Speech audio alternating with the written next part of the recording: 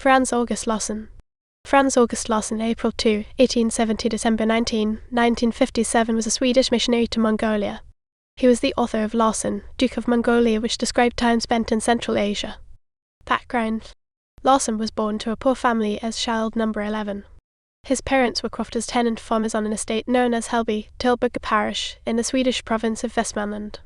Larson's father died when Larson was 3 and his mother died when he was 9. He then became a servant boy for another one of the estate's crofters. At first he worked in the gardens and with the cattle in the barn. Later he became a stable boy, and he developed a passionate interest in horses which was to shape his life. At 17, Larson wanted to go to Brazil, but was prevented from this by his sister Edla, who told him that he must wait until he had turned 21 and was of age to pursue such adventures. Instead, he was allowed to work at a blacksmith's shop. In 1889 he took the boat from Västerås to Stockholm to visit Edla. She was married to a general contractor, who felt that his young brother-in-law ought to become an architect. Larson began work as a carpenter on his brother-in-law's building projects in order to qualify for architecture studies in Stockholm. During this period, Larson became interested in missionary work through the influence of his sister. He enrolled in the mission school in Eskilstuna, and rather than begin his studies at architecture school, he accepted employment with an American missionary society which worked in China and Mongolia.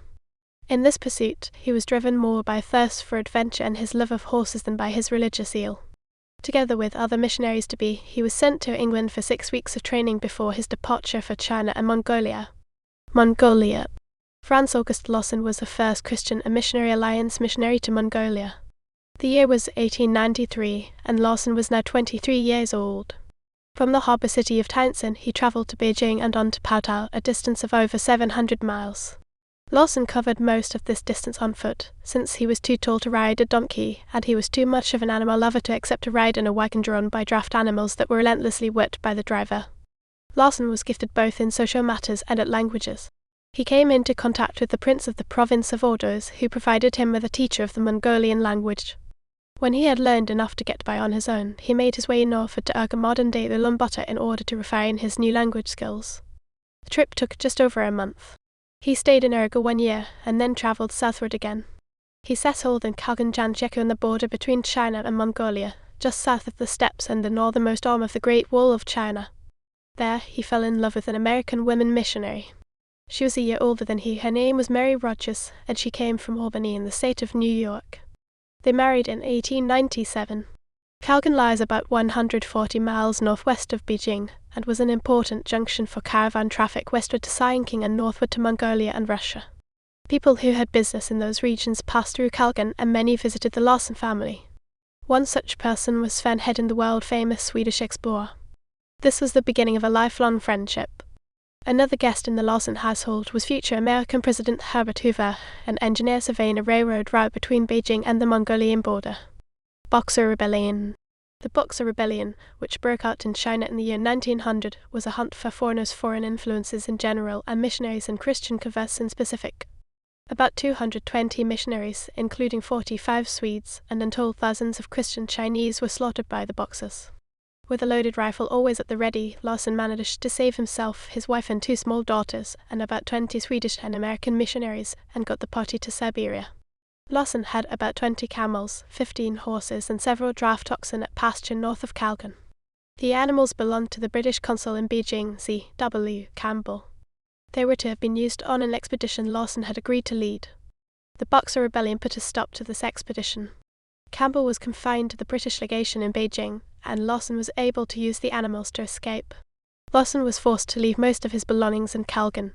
The Boxers destroyed everything, including the research for a Swedish-English-Mongolian dictionary that he and his wife had worked on together for several years. To get back on his feet financially, Larson began working as an interpreter and foreman at a newly opened gold mine near the city of Kayakta on the border of Mongolia and Siberia. After 4 months, he had earned enough for the family to take the Trans-Siberian Railway to Finland and to then travel via Sweden and by boat to the United States of America and his wife's hometown of Albany, New York.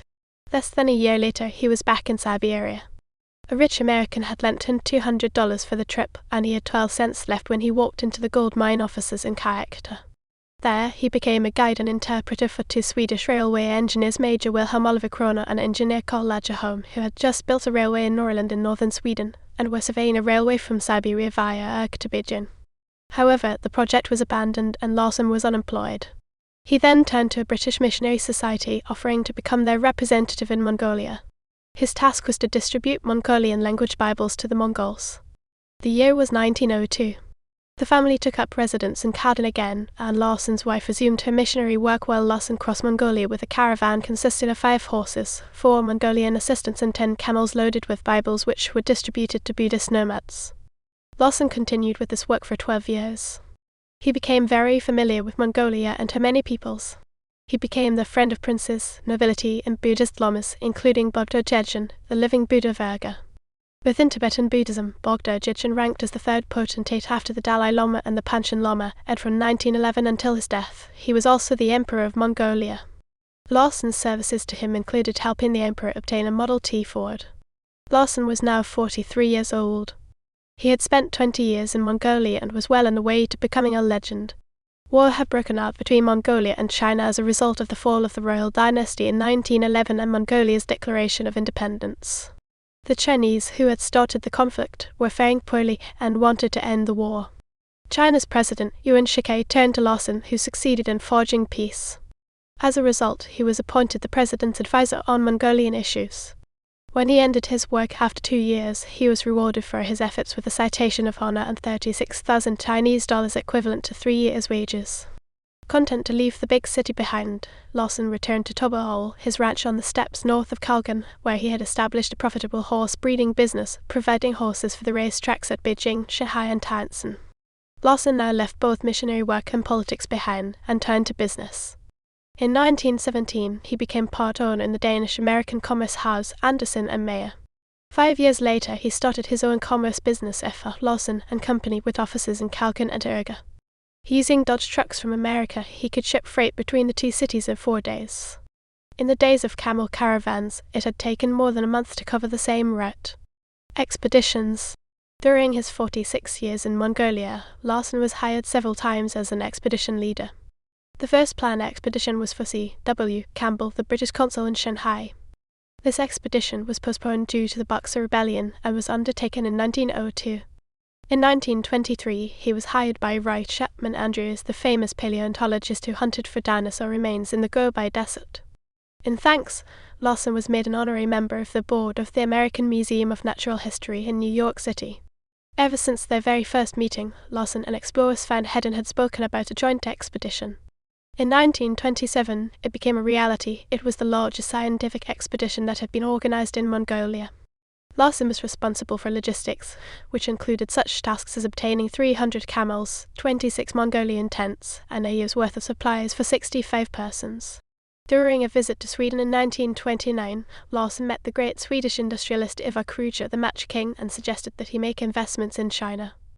"If you can get something big going, I'm in," answered Kruger.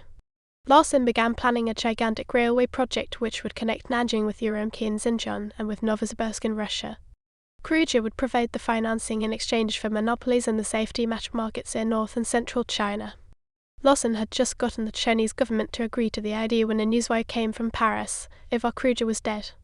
Several years later, then President of China, Chiang Kai-shek, had asked Larson to report on the situation in northern China.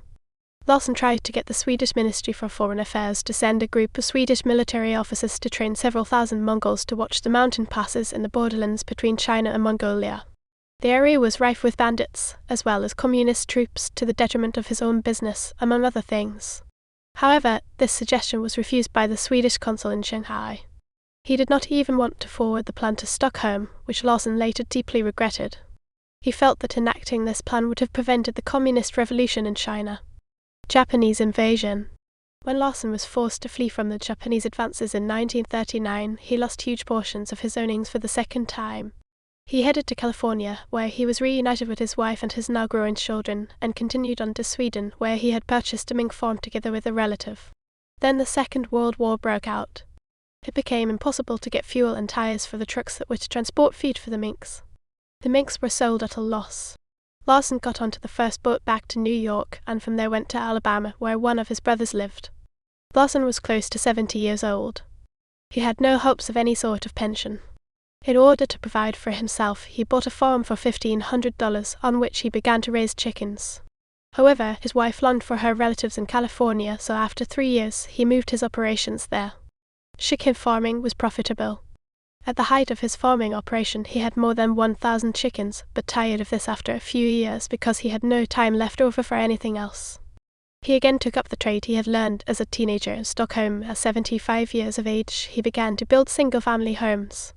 It proved to be more lucrative and less time-consuming than chicken farming. At 80 years of age, Larson felt the urge to travel again.